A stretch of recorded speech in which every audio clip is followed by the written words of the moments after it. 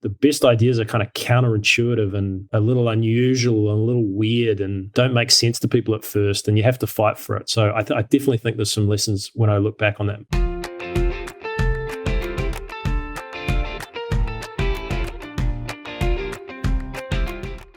Hi, everyone. It's Kara Goldin from The Kara Goldin Show, and I'm so excited to have my next guest here, Tim Brown, co-founder of AllBirds and also former New Zealand pro soccer player, which we're going to chat about that in a couple of minutes. But welcome, Tim. Very excited that you're here. Thank you for having me. It's great to chat with you. I appreciate it. Yeah, absolutely. So Tim is like I said, the co-founder of AllBirds. If you don't know what AllBirds is, you've been living in a closet somewhere, because it is such an amazing company. It's a direct-to-consumer footwear company focused on sustainability and quality footwear. We actually, last holiday season, I don't know if I told you this, Tim, but I furnished my entire team with AllBirds with a cute little hint on it that it was just super great. And they all loved them very, very much. And it was interesting. Probably half of my team hadn't heard of you. Now they're your biggest fans. They love them. They've bought them since. So anyway, it was a great gift. So if you're still trying to think about a team, maybe not a gift for this holiday season, but for any other event. And so a little bit more about AllBirds. So as I said, it's really focused on sustainability. They have an amazing story, and they just recently went outside of footwear as well. Recycled materials, launched in 2016. Within a couple of years, I mean, they're just doing crazy, crazy, crazy business. And as I said, their mission is really to create the most comfortable shoes in the world while also being super sustainable. And I'm just really excited to have you here, Tim. So let's just jump into it.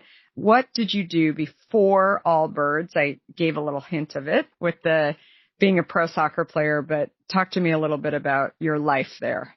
Well, thanks for having me. It's great to chat with you. I grew up in New Zealand, and I left New Zealand when I was 18. I came to America, went to design school at the University of Cincinnati, had an incredible experience there on a soccer scholarship, and ended up kicking off, for a lack of a better way of putting it, a soccer career that went on for the best part of a decade, playing primarily professionally in Australia and being very, very fortunate to be part of a New Zealand team that went to the World Cup in 2010, which I can't believe is a decade ago. Yeah. Wow. Which was a really, really special experience. And the idea that was to become AllBirds was sort of born while I was doing that back in probably, 2007, 2008.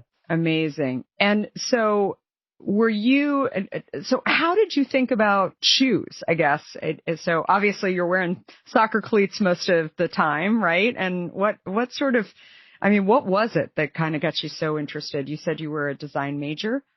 Yeah, I'd fallen in love with design at design school. So the idea of sort of creating and design thinking, and it's sort of something that was me really. And then I had this sporting career, kind of childhood dream, and all of a sudden, quite a lot of time on my hands. The afternoons were largely free, and so I started to experiment and imagine different sort of brands and things that you might be able to make, and never really through the lens of business, but certainly through the lens of curiosity, started to look at the footwear space. One of the best things about sport is you get lots of free gear, and I was sponsored by one of the big sportswear companies that shall not be named, and I used to get lots of free gear, and the footwear space was an interesting one. It was sort of, when I look back, it changed all the time. It was very, very kind of bright and loud and logo-y, and it was very, very difficult, at least in New Zealand at the time, to find simple. There was kind of Chuck Taylors and not really much else. So sort of set about, the initial insight was a design one. And it was, if you're only going to make one shoe, what would it look like and how would you do that? And that's the problem I set off to solve, with no experience in shoes, no particular affinity for shoes, just maybe a curiosity to try and see if I could solve that particular problem. I love it. And I think you nailed it with that word, curiosity. I think that's the key thing that I see in great entrepreneurs, is that they're kind of almost wondering why no one else is doing what they're thinking, right? I mean, right? It's well, I think that's right, because there was no business plan. There was no even conception of the fact that this was, an idea that, that I might devote sort of the next chapter of my professional sort of life to. It wasn't that. It was sort of, hey, what if we did that? And I literally found a footwear factory on Google, and I went and visited one in my off season on holiday and walked into this whole world that I didn't understand. And, so it just started with that. And so I set off trying to make this product, and along the way bumped into a whole bunch of other questions. And you're a co-founder. So how did you find your co-founder? So, Joey's based in San Francisco. He is, his wife and my wife were roommates at university, so we met each other through them. And I went on to make that shoe. Fast forward 2007 World Cup. I retired from sport in 2012, so quick 5 years.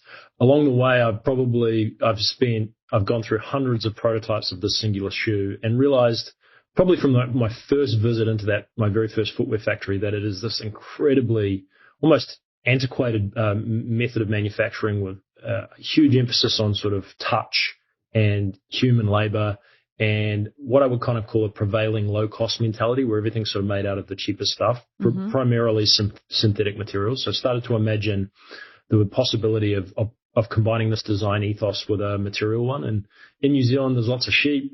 Wool was this sort of huge industry that was in the decline.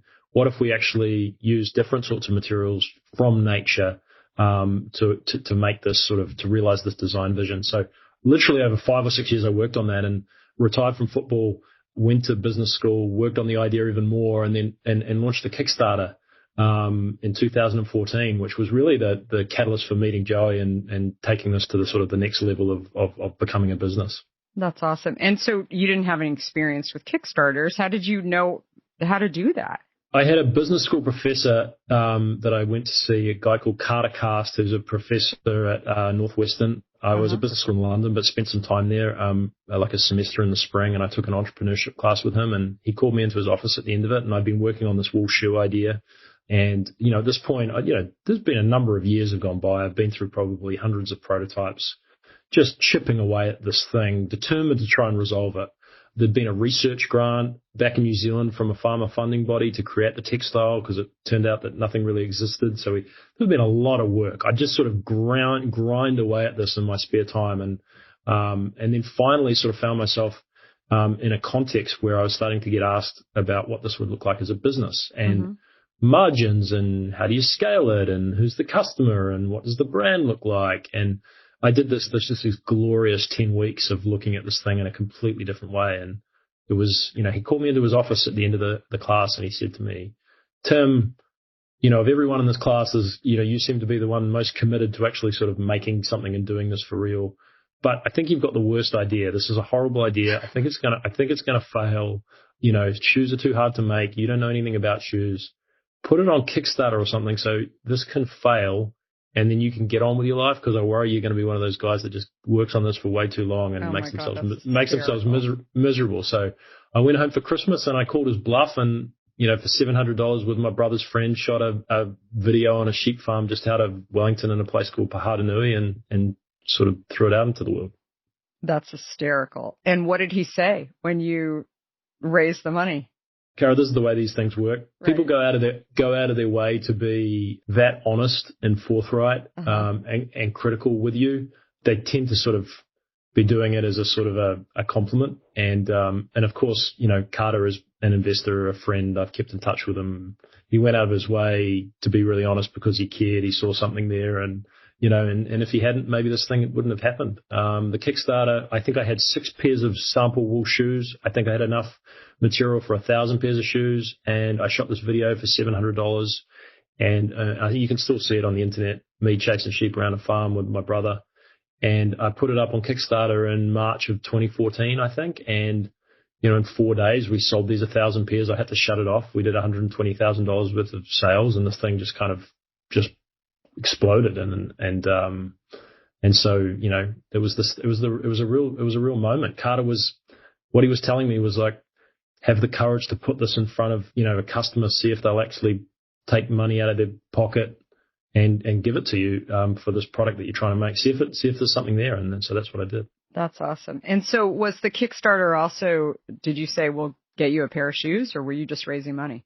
No. It was selling the wool shoe, $95, same thing. It was New Zealand wool. It was a unique material innovation, and I think it tapped into people's desire for something different in this enormous category. I think the design vision was very, very clear. We weren't selling a range of shoes or 10 different styles of shoes, as is, usually the way of doing things in shoes. It was a singular sneaker, and it was focused on this idea of a new material. And I think maybe on some level people understood it. It was filling some sort of gap. And, you talk about product market fit, or sort of signs, for me at least, that it was the beginning of really going after this. So I just graduated, never had a job. I played soccer my entire life. All of a sudden I found myself polishing my resume, imagining in London getting a job, and this Kickstarter thing took off. So I spent a year, spending all my savings trying to deliver on it, getting it underway through 2014. And did you come back to the U.S. then at that point? Joey was, my girlfriend, now wife at the time, was trying to support this sort of, I don't want to say deadbeat partner who was working on a wool shoe idea. She was trying to be super supportive, of course, and she sent the email out to all her friends, and Joey was one of the first customers on the Kickstarter campaign. And so he connected on the idea, and we'd been friends, we'd seen each other, but we were still living in London, very much living in London, and really happy there. But got to the end of that year, and there was I kind of got an investment offer. I'd been funding it largely through my own money and through the Kickstarter, so it was all very much on a shoestring. I had a couple of young guys helping me, but I was at this juncture where I was like, do I really want to do this? And my father was calling me a cobbler. I was like, what? I didn't, as cool as this would be for the story, I didn't grow up on a sheep farm. Awesome, right? Yeah, totally. Totally. And there's this one dinner I distinctly remember in London. I went round, and I was like 32 at the time, and everyone's in that cool part of their career where they're sort of starting to work it out and they're making some, money, and went around the table. And, I remember just being nervous someone was going to ask me what I was doing. I was like, and Lynn's, my girlfriend wife, afterwards, she was like, what, your body language? You shrunk down into like a little ball, and you squeaked out wool shoes when people asked you what you were doing. I kind of lost confidence. I didn't know, it was so uncertain, and I couldn't find a way to do this, and I just didn't know what I was doing, and making shoes was too hard, and global supply chain, and I was like, please at this dinner table, no one ask me about what I'm doing. I just don't even want to talk about it. Yeah. And so it was the low point. It really was. So such a great story. So a couple things that you said that I think and talk about, frankly, all the time. I always suggest to wannabe entrepreneurs to just get your product out there, and because you're going to learn so much when you get it out there. It's like, have it pretty good, and definitely in the food and beverage space, it's got to be safe, right? You can't get anyone sick or kill anybody, right? But obviously, I mean, the stuff that we learned just by getting it on the shelf at Whole Foods was just unbelievable. We thought that having a clear label, my product hint, was the initial packaging. And what we realized is that we had never thought about who would be next to us.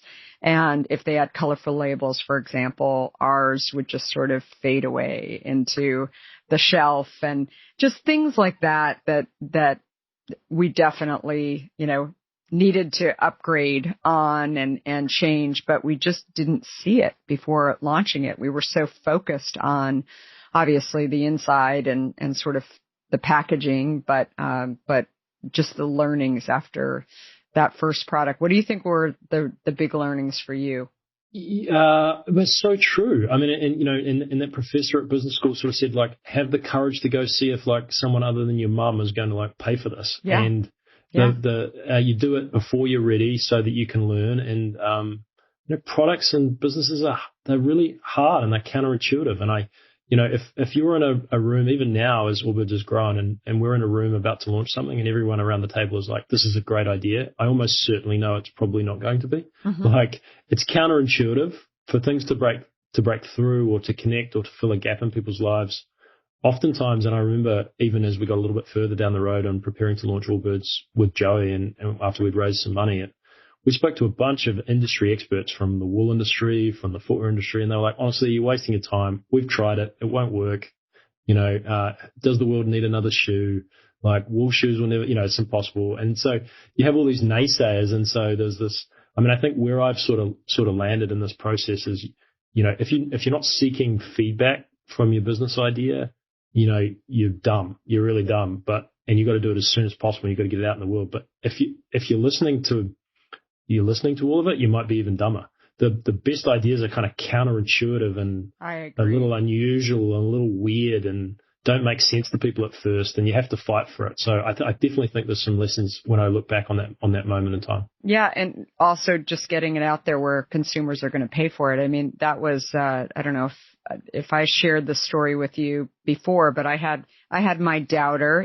I would say it's a little different than what your professor was sharing with you, but I had a story about a year into this business when I was really just thinking it's just too hard to launch a beverage company. I had no experience, and I got connected with an executive at Coca-Cola, and I thought, okay, I'm going to, talk to him, and he's going to wave his magic wand and solve all my problems around creating, making the product as well as distributing the product. And about 15 minutes into the conversation, he said, "Sweetie, Americans love sweet. This product isn't going anywhere." And I was like, whoa, Totally. He's like my God, right? At this point. And all of a sudden I'm like, hot, cold over the fact that I'm sitting here hearing this. And then for the next 45 minutes, what I realized is that he talked to me about what he thought that the consumer wanted. Totally. And I already had a year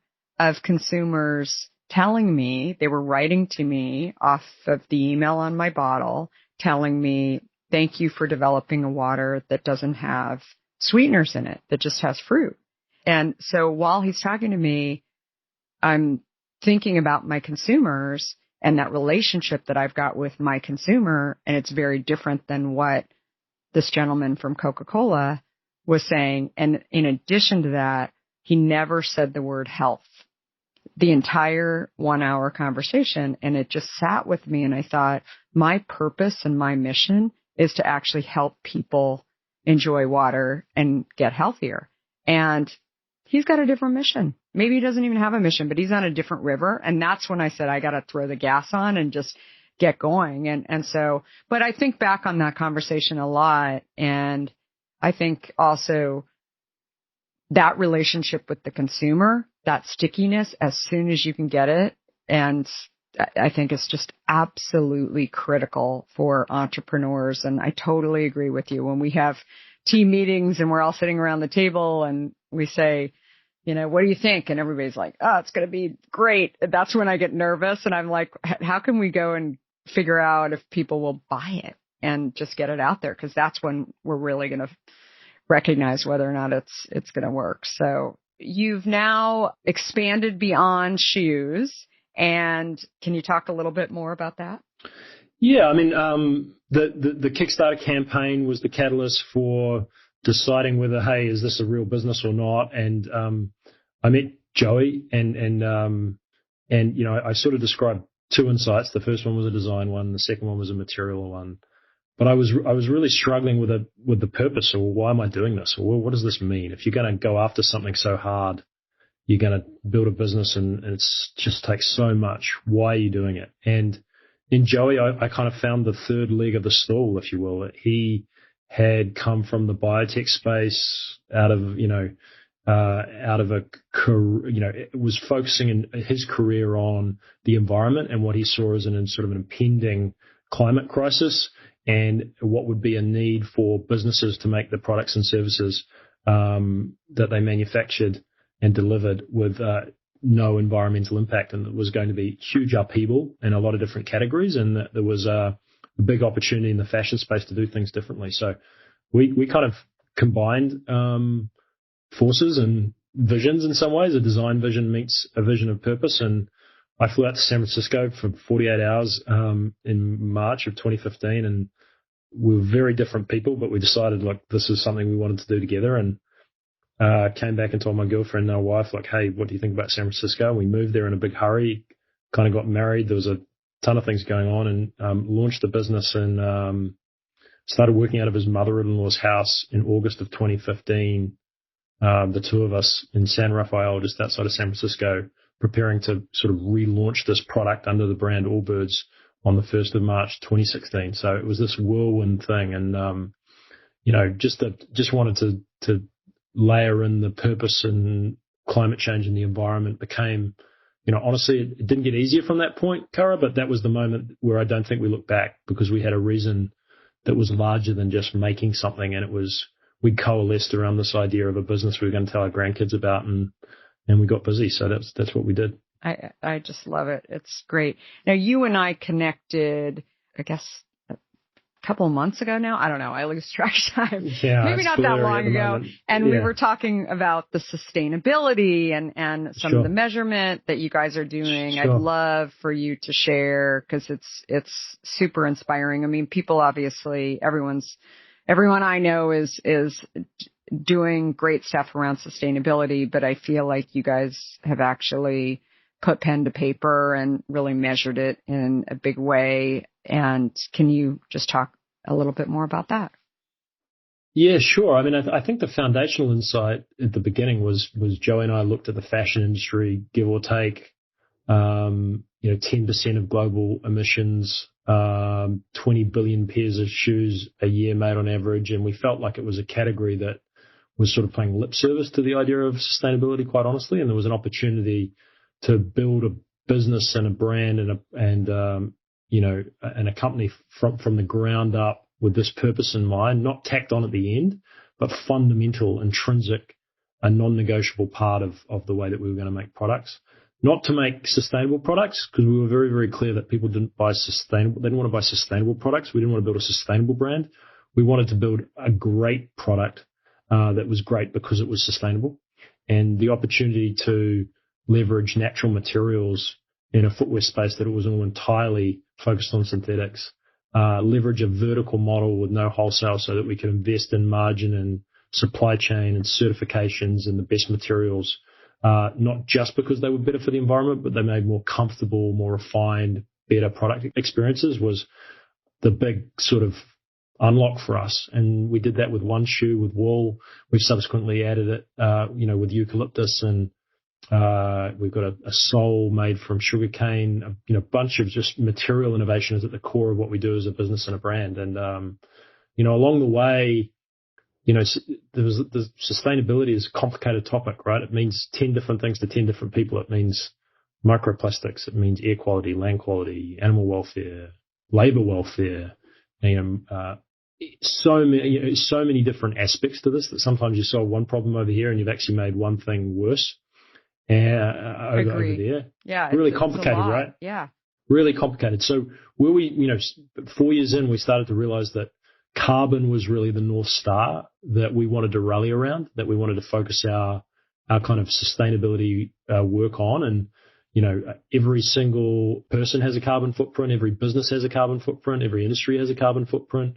Every country has a carbon footprint. They all add up to a global carbon footprint that we really need to reduce. And so the universal nature of that metric and the ability for that to kind of connect the fashion industry to the transport industry to the energy industry, to connect New Zealand to Australia, to connect you as an individual to this global problem was a big unlock for us.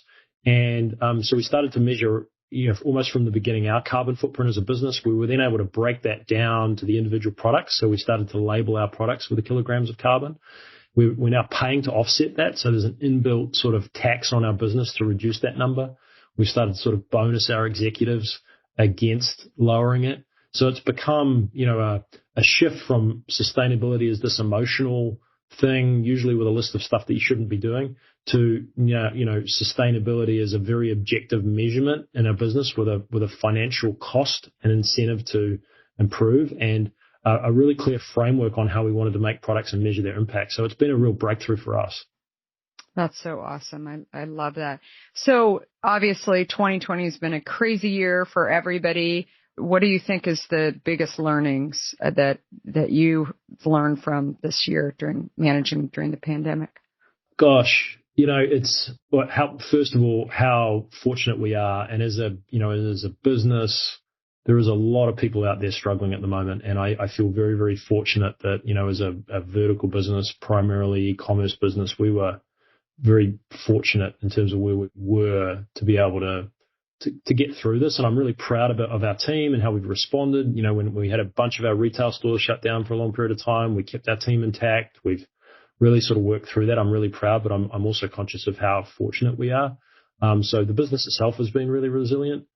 More broadly, I mean, I think it's been a very, very difficult sort of time. And, the challenges of just grinding through this, it feels like every single day there's something else going on. So it's been a challenging year, but like anything else, you look at this, Cara, and there'll be opportunities in the middle of it. Probably in the lowest point, I read this column one day, and it was in the Financial Times of all places, and someone sent it to me, and it said that FDR, US President, and Winston Churchill had got together in 1939 in the depths of the Second World War and imagined the United Nations. And it was like a light bulb went off for me a little bit, that in the permission to dream a little bit, and that as dark as this was, there'll be possibilities coming out of it. And we got the whole, our big chunk of our company together and did a visioning exercise and imagined, 2 or 3 years in the future and some of the opportunities that have come out of it. And it was a really sort of powerful turning point moment for us, where we decided to we were going to sort of see this in a little bit of a different light. And that was a sort of a powerful moment for the brand and the business. And, there's a whole bunch of things changing, and a lot of it's bad and difficult, and equally there'll be some good things that come out of it. Totally agree. I think that the thing that we started a little earlier than you did, we've been doing this for 15 years now. So we've, wow, good for you. Yeah. Good and for you. It's interesting because I think one of the things that I talk about in my book, Undaunted, that I just released a couple of months ago, is that it's, 2008, 2009 was obviously a really challenging time in the world and very different than the pandemic. But I think being able to sort of manage through that really helped us to kind of know that it's going to be okay. Right. And totally different situation. We're an essential product. So, we got lucky in terms of, being a product that actually was prioritized, in terms of distribution. We also learned what an essential product was as it related to actually being on the shelf, and some of the rules that we had to follow in terms of making sure that we actually had enough water to be able to supply and continue to make as much as possible so that consumers would be able to have water if necessary. So in many ways lucky, in many ways our factories were running 24 hours a day. I mean, it was a little nutty, still a little nutty, frankly, but really a super, super exciting time. So what do you think is the biggest piece of advice you'd say to that student who's thinking about developing an idea, and I don't know, maybe also hears from the professor, go try and do a Kickstarter campaign and get it out of your system? What do you think is the key thing that you would say? Well, I think in terms of Carter in that specific moment, the people that go out of their way to sort of be that honest with you, stay close to them. They're usually paying you a compliment.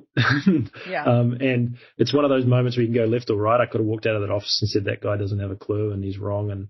Or actually, what's he really telling me? Which is, hey, go give this a swing. And so those moments, those inflection points, they sometimes are non-obvious. And, so I think there's that.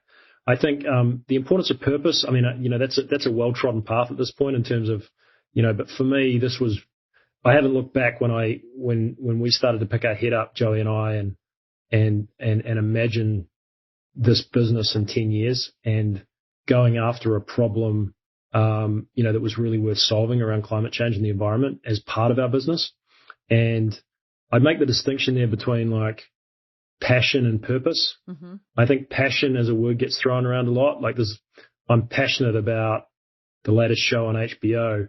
Purpose is a different thing. Purpose is going after a problem really worth solving, and there's no shortage of them in the world at the moment. So I just sort of feel like if you can do that in the context of your business, you'll give yourself an unfair competitive advantage. You'll fuel your your work in a way that will make it a lot more fun and meaningful. So do that, and just make sure that that's not something you tack on, that it's deep and connected and relevant and real.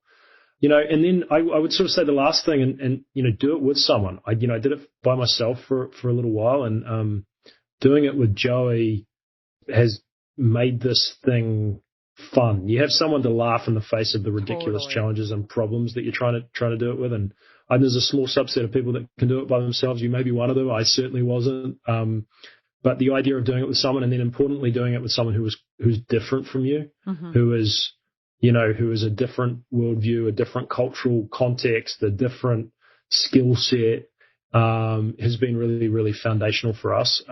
So, yeah.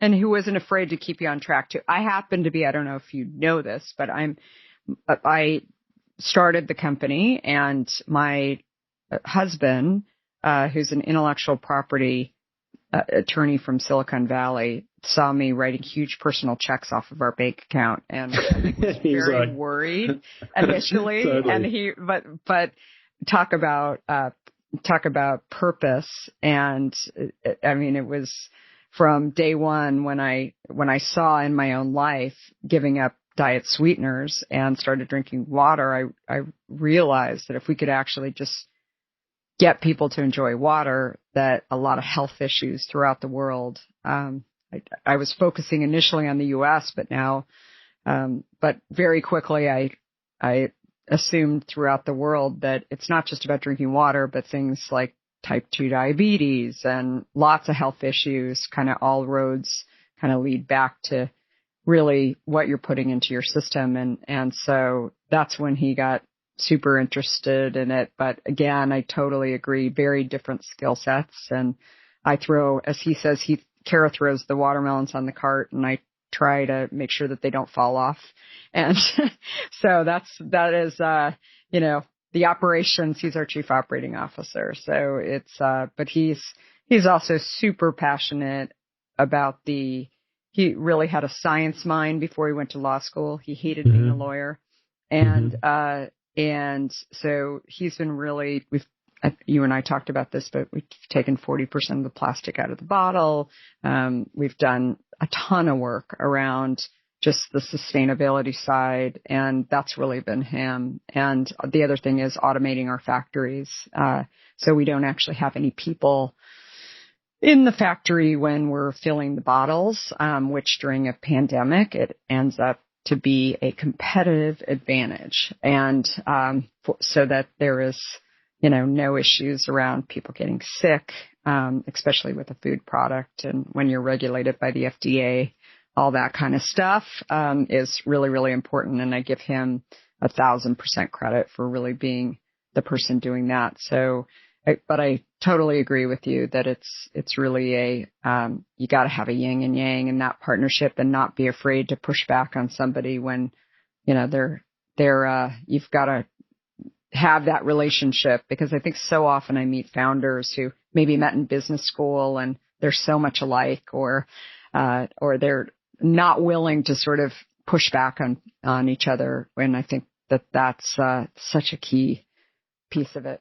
Yeah, I think that's right. I mean, you want to be leaning into people that think differently from you, that, they have a different way of looking at the world, and, good things come from that if you've got the courage to do that, I think. And it's certainly the case with sort of Joey and I, and I'd like to think that it's something that's sort of set the tone for the culture across the company. And we have so many different parts of our business, so many different skill sets and backgrounds, and that's what makes it interesting. Yeah, absolutely. The other thing that you touched on, and probably not intentionally, but I also talk about being a lifelong learner. And I think lifelong learning is really the key to staying engaged and happiness. And I clearly hear that out of you as well. Just every day you're learning, and just if you want to say anything else on that, how you feel about that.